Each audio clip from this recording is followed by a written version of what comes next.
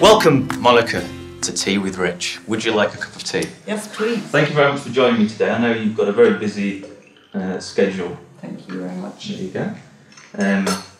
We're in Geneva, the HPLC 2015. You've been to this show, I guess, quite a few times. Yes, the past 10 years probably at least. 10 times. Well, yeah. So, I know you've already seen a couple of lectures. It's only the first day today. What have you seen so far? Well, I've seen the 3 plenary lectures last night. Yeah. And I particularly like Peter Schoenmakers' lecture. Yeah, we mentioned that last night. Can you give us a quick summary of his lecture? Yeah. Yeah, well, he's basically talking about how one-dimensional LC goes to a certain limit. So it cannot be increased beyond something like 1,000 peaks per analysis. So there's a natural limit that cannot be overcome. And basically and I think there's several people that suggested that, but I think he did it already for a few years, that you have to go to more dimensions. That basically go from the first dimension, put the peak into a second dimension, and by that you would multiply your peak capacity in theory. And well, if you want to take it even a step further, and that's what he also talked about last night, it's 3-dimensional spatial. Right. Well, actually, when I was in Salzburg, he mentioned a little bit about the 3-dimensional. Yeah, I think that's a lot of Bas Ilting's work. And basically the separation power of that is tremendous. I don't think it's going to be like a commercial product anytime soon or in the near future, but the concept is it's good that it's been developed at least. And that dovetails very nicely into the article that you kindly contributed to on as we said, surfing the limits of LC.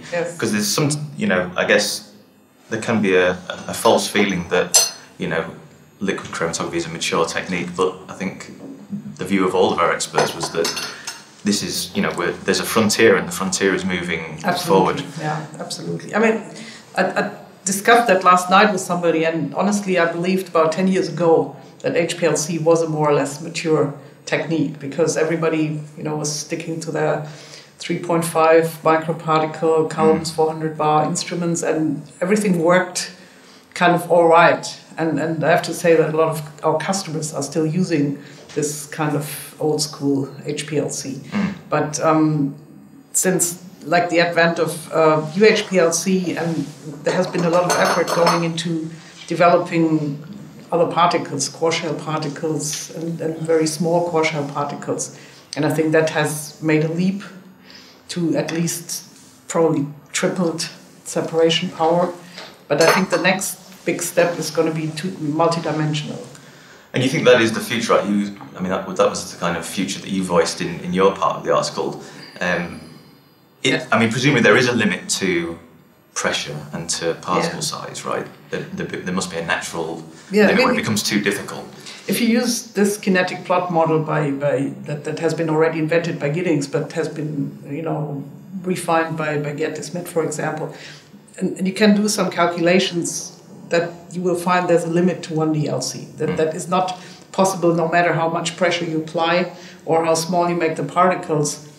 There's a certain limit that you cannot go beyond. And if you see some of the more application-like lectures where people really, like in proteomics, metabolomics, and especially Rudy Ebersold's lecture last night, where they have thousands, multiple thousands, 50,000 peaks in a chromatogram. There's no way to ever get that done in 1D.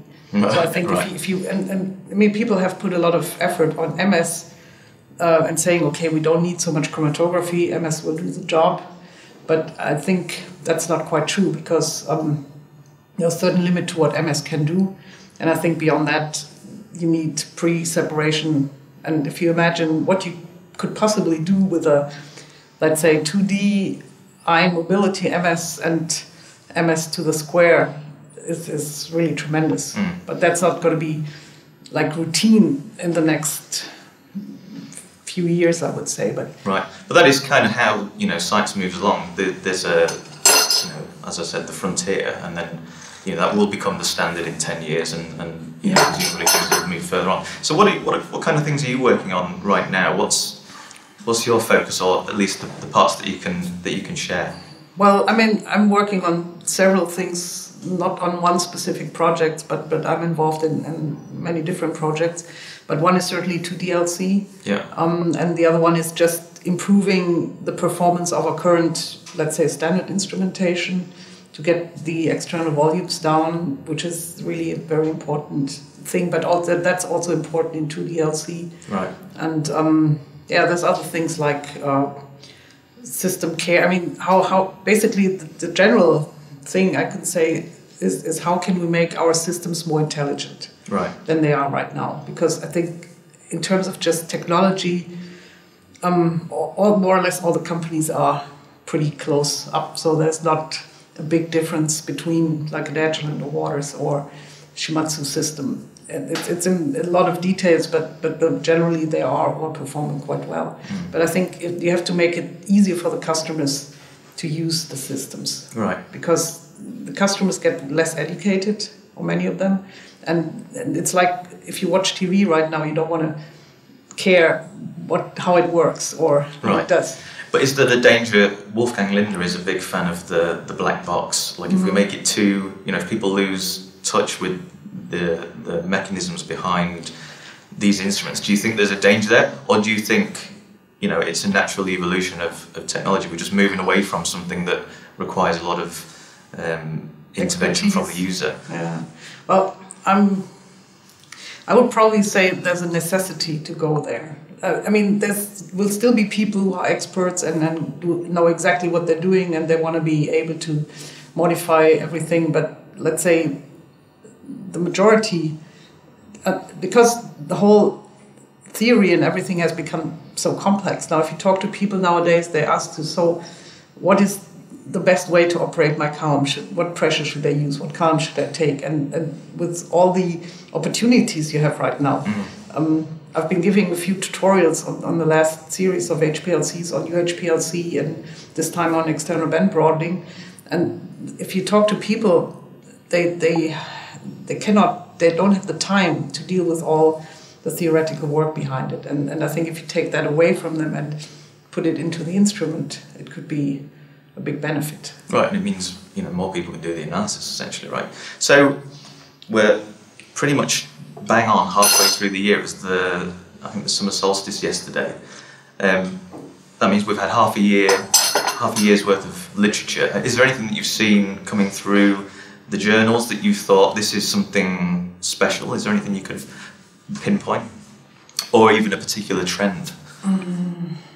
I think there's certainly a trend. A lot of people deal exactly with this reduction of external band broadening, because that has not been important with large bore columns and everything. So I think there's a lot of people now working on that and studying really in tiny dimensions. I mean, capillaries down to 50 micron, detection cells down to 250 micron, and so that's one thing. And I think the other big trend still is 2D. I mean, there's still even HPLC.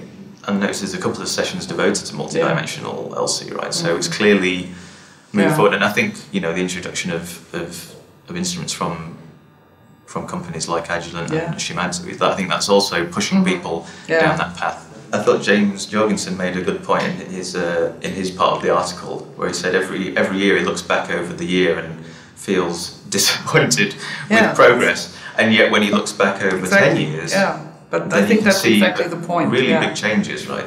Yeah. So it's always stepwise.